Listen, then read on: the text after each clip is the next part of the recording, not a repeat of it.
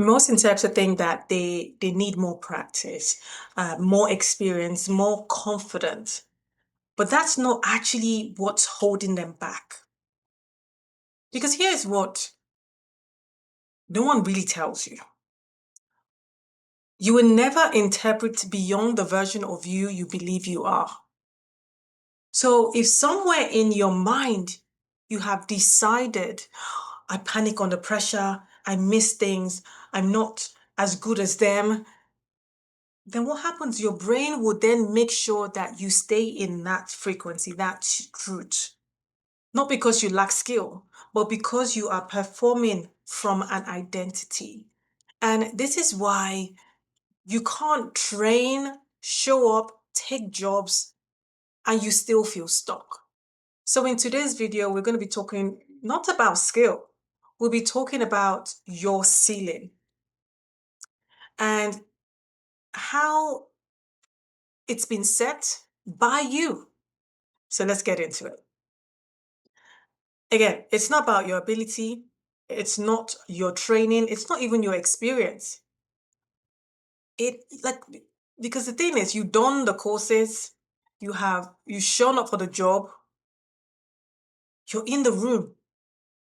Because you're always thinking, okay, maybe that one more thing, I just need to do that more training, this more, this one I think I need to do, and then you're doing that. Okay, let me try this job here, let me go and do this one here, and then you're doing and doing and doing like all these different things.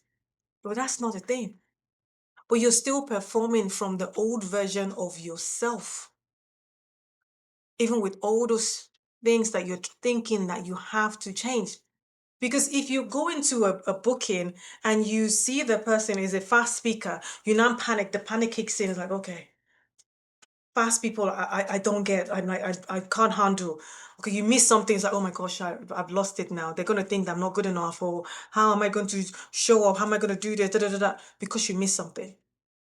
Is it that now you're working with someone else, like a co-interpreter, translate, like, and then it's like, oh, they seem stronger, and then you start comparing yourself, you start doing all these things. You are operating from that ceiling you set about yourself. You're operating from that place where you think this is how I am and this is what how I do things and this is how I show up.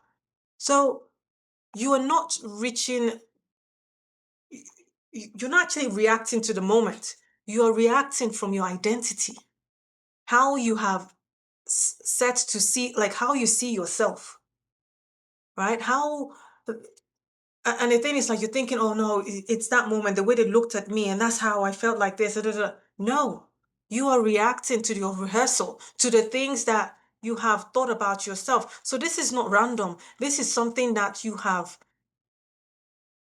set as your normal. And that's why it's showing up.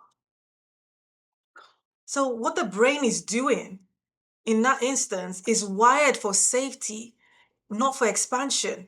So what you have identified as this is your truth, that's what your brain is going to default to. If it defaults to, my goodness, when we see someone speaking too fast or if someone's signing too fast, then that means we don't understand them or we're lost, then your brain freezes like, no, they're fast, so we're lost. It's just responding to what you have decided is your truth. So if it's like, my goodness, when someone is like, if you're a sign language interpreter and you're like, oh, when they start finger spelling, it's like, oh no, it goes off my head. In that moment, it will go off your head because that's what you said. It is your truth, and that's what it is. So you want to confirm what the brain is doing in that sense is like it's just confirming what it knows. You said this is how things is. This is what you're wanting. So it's just going to keep showing you the results of yeah when someone's looking at you funny, even though it's just a curiously look, it's like, oh no, they're lost, they don't understand me. Okay, then now you panic and then you're stalling and trying to find another way to express it. And when it might just be them not confused at what you signed, but like to them, they're like calculating or trying to figure out what that means to them. Not they didn't get you, but you've made it mean as if they don't understand you because that's the identity you said. Like when someone gives you the eye or when someone looks at you this way, this is what it means. So the brain would then follow suit in that understanding. It's just confirming what you've already said is your truth. So it will give you more of that. Not because it's not in agreement with you, it's just going with what you said. So it just filtered what you notice and it reinforces what you believe. Like whatever you said is your truth, it will keep showing you why it's your truth. And that's why it repeats what's familiar patterns. It's not that because if you desire something else, I want to be present, I want to be able to not have this. But if you believe that, but I don't understand them when they do this or when someone does this, it will keep showing you proof of why that's your truth. Even though you want this other side of things, but because you're focusing more on, I don't understand when someone, and then your brain is just going to give you more evidence and patterns and all those things. And then you wonder, you start, why you're second guessing yourself, why you doubt yourself so much. It's because of the identity you've chosen for self. What you've decided is your truth unknowingly, because you're focusing on what you don't want, and then your identity is reinforcing those things. When truly you should be focusing on what you desire, because your brain isn't trying to grow you. Your brain's job is trying to prove you right. So whatever you keep repeating, it's going to tell you, this is what we keep saying. So this is, look, see the evidence of what we keep saying. Look at it. It's here. It's here. It will keep showing you that. And this is where we now do the work to flip those things. This is where we now have to be consciously aware. Because even though we're consciously saying something, if the unconscious mind isn't on point, because think of it this way, it's like a radio frequency that is like you're having to dial in, and then you're trying to figure out the right was it frequent, how do you say it, I even like to match whatever. So you're just saying whatever and it's just going to, okay, here, oh yeah, this is it, like that's how we're thinking, that's how we're thinking, that's how we're thinking, and it's just going to show you more of that. So we get to shift this. And this is where the power comes in. We flip this. So I truly want us to understand that the issue isn't skill. It's got nothing to do with the skill. What if it is your default identity? That is a problem. That is the driver. So instead of like when someone says something or when this person, let's keep on going with our fast speaker. When someone who's a fast speaker comes on and we're going like, oh my gosh, I don't understand. What about if we change that to like, when I see that, I recover quickly. Even if I'm like, I recover. I, I, I stay present under pressure. I change in the wording we're saying about self and like how we see it, like who we are in those moments and who we are. I trust myself to figure it out. When we say things like that, I'm thinking, oh my goodness, when I'm in a panic, like I'm lost it. I'm like, I just go coco. I'm like, da da da da. No, we trust ourselves to figure it out. When we flip whatever it is that we are attaching to identity in situations and things, we start seeing a whole different thing, a whole different mannerism and behavior.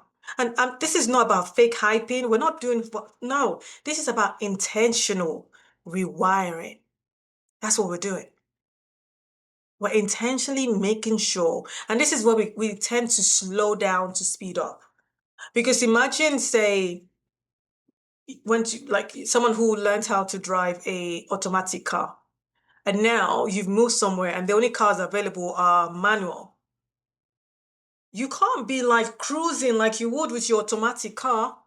You would now have to figure out, okay, be conscious, okay, I have to go into one and then two and then three or whatever it is, and have to like whatever that is. So you're going to slow down a bit to speed up. Doesn't mean that's where you stay, but it means you be conscious to like make sure all those things are like puzzled, placed in, and then the speed comes in. So it's by giving ourselves that time to let this new neural pathways to click in. Then thinking, okay, I'm trying this one, I trust myself in the process. Then you go into the job and the brother, oh, you trust yourself, really? And then, oh, it didn't work for me, I'll give up. No, baby. No. We're intentional. We're doing the work to now realign this thing because you've had this belief for only God knows how long. And then you think in that one moment, it's done. Or it's like you want a six pack and go to the gym and you do one session and that's it, you get the rip. Like how? Same is true for rewiring our, like how our focusing and all the things that we're doing to self. Giving ourselves that grace to make it happen. Because you don't need to be perfect. You just need a better default setting. That's all it is. That's it. It's not about like, oh no. We get to take our time to get this thing done. And it's about knowing and having and noticing it. Because you remember, we've talked about in previous videos where we have decided this is what we want and what kind of, like who we truly are in a different situation and different setting. We've declared it, we've said it, like this is what that is for us. And then we get to demonstrate it. And in that demonstration, this is where this type of stuff will come in to be like, yeah, but this is what happens. And this is what, like, whatever that is. But the decision, we've chosen the identity, we've chosen who we want to be, right? We've talked about this in previous ones. We've declared and really identified the thing, like how we are. How do we like go into rooms? Like how do we want to be? Do we want to be calm, present? Do we want to be like whatever that is for you? So now when we're demonstrating this thing now, we're now living into the identity. So you don't just become it by thinking about it, you become it by rehearsing it. So the next time you go into the room and that thought comes in, we notice it, we name it, oh gosh, I'm shrinking right now. We choose differently.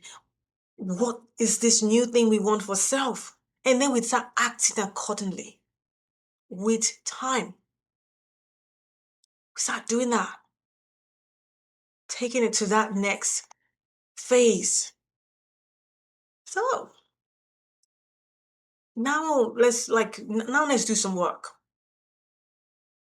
because I want us to start having some reflective, I was going to say discussion, but maybe not discuss. I mean, we can discuss in the comment section. Like, let's do that. Let's reflect that. Why do you feel stuck?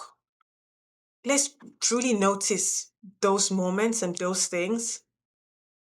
And then once you've noticed that, why is nothing changing? Let's think about it and reflect on that because you're not stuck. You're just loyal to the old version of yourself. And it is time. Because that old version of yourself feels safe.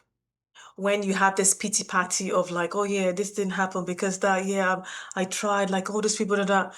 And that old version of self, it feels familiar because at least you know that every time that happens, you freeze or you hesitate. Even if it's not the right feeling you want, but you're getting a result and it's familiar because it's the same evidence over and over again. Every time I try to do this thing, I feel this way. I always like doubt the choices I make. So even if it's not what we want, it just feels familiar. So our brain is happy with that and it's okay with that. And that version of you that keeps showing up, it's just what it is. So here is what I want you to do. Instead of you, oh, asking yourself a question like, oh, why am I not confident yet? A better question would be, why, like, who am I being when I show up? Because that would really tell you a lot. And then you can then start taking that next step from that. Who you being every time you show up? And then when you have that, when you've journaled about it and you've really reflected about it, then you get to decide. You get to decide the version of you you're going to rehearse from now on. What is that new? How do you want to be? How do you want to feel when you walk into a room? When you're in an assignment, you're in that means of like, how does what does that look like for you? Do you want to be calm? Do you want to be certain? Or do you want to be like vibing? What does that look like for you? And yeah, I would love to know. What is that one belief that you have been carrying about yourself as an interpreter that you know it is time you've outgrown? Let me know in the comment section. I would love to know. I am Nene. We do this every single day. Remember, your voice matters and it's your time to use it. Bye for now.